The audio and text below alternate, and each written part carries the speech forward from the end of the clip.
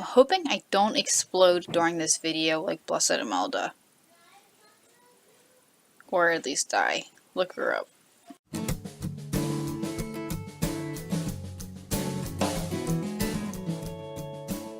Okay, so a few different topics, if you haven't guessed by the videos that I end up uploading on this channel.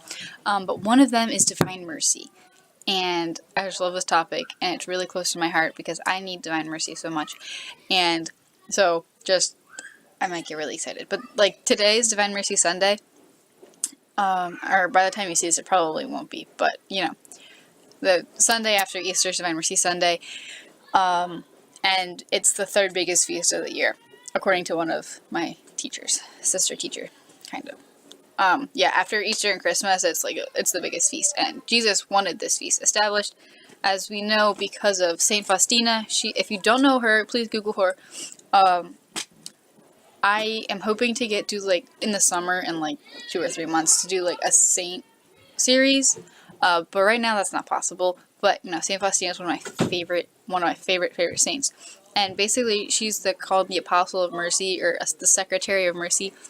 Because Jesus appeared to her, this was in the 1930s, she was from Poland, and he appeared to her, and he told her to write down everything he told her. And so the result is this diary. This is the normal one people usually have is like this big. I don't know why this is smaller, but the page numbers are almost all the same. So I'm not complaining that this is a smaller version. But the Divine Mercy in my soul is her diary. It's right there. You can't see it. But so read the book, it's really good. But I'm going to take a few excerpts from that and just like focus on Divine Mercy, because Jesus even says when he tells her that he wants this feast founded, let me see if I can find it somewhere. Aha! Found it! Okay. I found it. Paragraph, this is by paragraphs, just like the catechism, so you can find them even if it's a different version. But paragraph 49, she is talking to Jesus about the image of Divine Mercy. Right. I have it. Haha. This is a giant St. Faustina book because I'm obsessed with her. But this is the Divine Mercy image. I lost my page. Found it. Okay. So he's talking about they're talking about the image and the feast, and Jesus says, "My image. I desire there to be a feast of mercy," and then he says, "I want this image, which you will paint with a brush, to be solemnly blessed on the feast first Sunday after Easter. That this Sunday is to be the feast of mercy. I desire priests that priests proclaim this great mercy of mine towards the souls of sinners. Let the sinner not be afraid to approach me. The flames of mercy are burning me, clamoring to be spent. I want to pour them out upon these souls." And you can almost say that Jesus is complaining, because he's saying, I have all this mercy. Mercy is the greatest attribute of God. It's somewhere in this diary. One of the sisters quoted it last week. I just don't know where it is. But God's greatest attribute is mercy, and Jesus just wants, his soul is, or like his being just wants to pour out mercy upon everybody. But so many people like either reject it or just they don't know to ask for it. And Jesus is just up in heaven or in the tabernacle saying, I want to give you my mercy. Just let me. This is a super good book. It's about Saint Therese, but 33 Days to Merciful Love, highly recommended book. It's one of my favorite books ever. Out of all these books that I have right here and like over there, like it's one of my favorites. One of my absolute favorites. So like Jesus just wants to pour out mercy upon the whole world, but people don't ask. And he says that one of the best things you can do to console his Sacred Heart, and that's the entire point of this book, is the whole point of this 33 Days to Merciful Love, that's what it's called. The whole point is to just console the heart of Jesus by letting him give you mercy. That's literally what it is, like just letting him give you mercy. So like I said, I was probably going to go off on a rant, and I probably will do it again, but I have a few other quotes that I'm going to like tell you, because they're just ones that really stuck out to me, and they really focus on the Lord's mercy, and so I figure, you know what, why not tell them, because they're awesome quotes, and people need to hear this message. Haha. Okay, so they're talking about, no, St. Faustina is like, Lord, I'm such a miserable soul. And then Jesus says to her, it's paragraph 1182, and he says to her, my daughter, my pleasure and delight, nothing will stop me from granting you graces. Your misery does not hinder my mercy. My daughter, write that the greater the misery of the soul, the greater its right to my mercy. Urge all souls to trust in the unfathomable abyss of my mercy, because I want to save them all. On the cross, the fountain of my mercy was opened wide by the lance for all souls. No one I have excluded. So Jesus just, like, it's all he wants to do. Like, St. Faustina's two big messages are trust in Jesus and mercy. Yeah. Trust in Jesus and mercy. And that's really what Jesus just wants from us. He wants us to let him trust in him and let us receive his mercy. And I'm going to read one last, it's a much longer quote, so I'm going to be reading for like 3 minutes, probably more than that. But Jesus and St. Faustina, or Jesus having it in the diary, it says like conversation of God, conversation of the merciful God with, there's a bunch of them, sinful soul, despairing soul, suffering soul, perfect soul. I did not see the perfect soul. I'm not going to read that one. But no, just because I'll probably like freak out because I'm not perfect. But I'm going to read, it's the conversation of the merciful God with a sinful soul is what I'm going to read.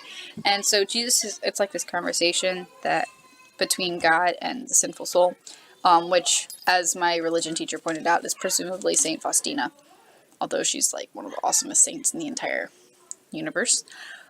So yeah, it starts on paragraph 1485. It also talks about the Eucharist on this page.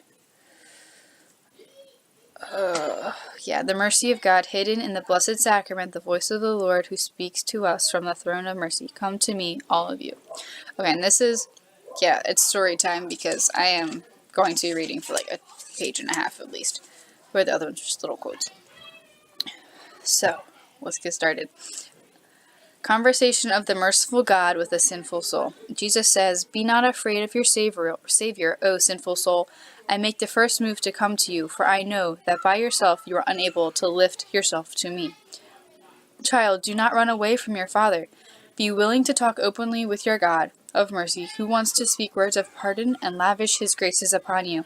How dear your soul is to me. I have inscribed your name upon my hand. You are engraved as a deep wound in my heart. And the soul says to him, Lord, I hear your voice calling me to turn back from the path of sin, but I have neither the strength nor the courage to do so. And Jesus says, I am your strength. I will help you in the struggle. And then the soul replies, Lord, I recognize your holiness and I fear you. Jesus says, my child, do you fear the mercy of God, the God of mercy? My holiness does not prevent me from being merciful. Behold, for you I have established a throne of mercy on earth, the tabernacle, and from this throne I desire to enter into your heart. I am not surrounded by a retinue or guards. You can come to me at any moment, any time. I want to speak to you and desire to grant you grace. The soul says, Lord, I doubt that you will pardon my numerous sins. My misery fills me with fright. And Jesus says, my mercy is greater than your sins and those of the entire world. Who can measure the extent of my goodness? For you I descended from heaven to earth. For you I allowed myself to be nailed to the cross. For you I let my sacred heart be pierced with a lance, thus opening the source of my mercy for you. Come then with trust to draw graces from this fountain. I never reject a contrite heart. Your misery has disappeared in the depths of my mercy. Do not argue with me about your wretchedness. You will give me pleasure if you hand over all your troubles and griefs. I shall heap upon you treasures of my grace.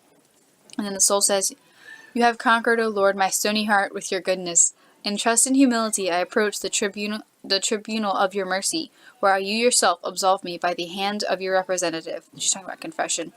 O Lord, I feel your grace and your peace filling my poor soul. I feel overwhelmed by your mercy. O Lord, you forgive me, which is more than I dared to hope for or could imagine. Your goodness surpasses all my desires. And now, filled with gratitude for so many graces, I invite you to my heart. I wandered like a prodigal child gone astray, but you did not cease to be my Father. Increase your mercy towards me, for you see how weak I am. And Jesus says, Child, speak no more of your mercy. Speak no more of your misery. It is already forgotten. Listen, my child, do to what I desire to tell you. Come close to my wounds and draw from the fountain of life whatever your heart desires. Drink copiously from the fountain of life, and you will not weary on your journey. Look at the splendors of my mercy, and do not fear the enemies of your salvation. Glorify my mercy. Okay, so that's the end of that that thing. But you can just hear the love and tenderness in the Lord's quotes that I was reading, because, Jesus. It'd be nice if Jesus just came out of the sky and talked to us, but usually he has to use somebody. Or he wants to use somebody, excuse me. But you just hear how much the Lord wants to give mercy to us, and holding back hurts him more than, it hurts him more than, I don't want to say it hurts him more than sinning, but it hurts him even, it just adds to the sin. And, there was one note about, I need to wrap this up. There was one note in here about, come to the fountain of my mercy, come to my side, the fountain of mercy, and just a plug for Our Lady, because I have to. There's this one quote by Mother Teresa, and she says, Mary's job, I'm paraphrasing, but Mary's job is to bring us face to face with Jesus crucified. And Mary just brings us to the side of Christ and washes us, and with the blood and water that flow from his side, because that's what Mary wants to do. She wants to bring us to Christ. So really, I urge you on this day of divine mercy, and every day, just renew, just say, Lord, wash me in the blood and water, and whenever I fall, help me to not fall, but when you do, just let me come back to you, help me come back to you. And how I said earlier that mercy was God's greatest attribute, and then at the end of the conversation with the sinful soul, he says, glorify my mercy. So, if you receive God's mercy, you're glorifying his mercy, and you're glorifying God's greatest attribute, and God's attributes and God are the same thing. So you're basically glorifying the God in the biggest way possible by receiving his mercy. I think that's super cool. Now, if you feel really difficult to find it difficult to receive his mercy, I'm totally with you on that. And I think all of us struggle at some point or another, or even throughout our entire lives, to let the Lord love us and let him give us his mercy. But you know what? That's why he gives us his mercy in the first place. I think he says somewhere in here, you wouldn't even be able to respond to the grace if I didn't help you. So literally all grace is the only, it's grace and grace. We can't do anything by ourselves. That's how weak we are. We're humans. We were created out of nothing. I know, kind of a depressing note, but anyway, so that's just what I'm gonna say, and I really hope that this Easter season and Lent and Easter was and is fruitful, and just keep on keeping on with the Lord and Our Lady and all the saints.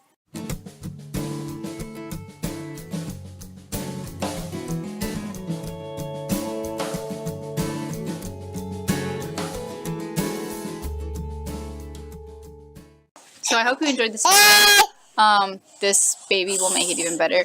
He's my baby brother, Michael. He's 1 year old. And yeah, so he's very squirmy-wormy, but I love him so much. Anyway, so I hope you enjoyed the video, and if you have any comments, questions, concerns, etc., please comment below, because I am always ready for feedback or suggestions, etc., etc. Try out the videos, because of course anything that I recommend is worth doing, not because of my recommendation, but because I am obsessed with stuff. That is good. What was it? Good, beautiful, and true.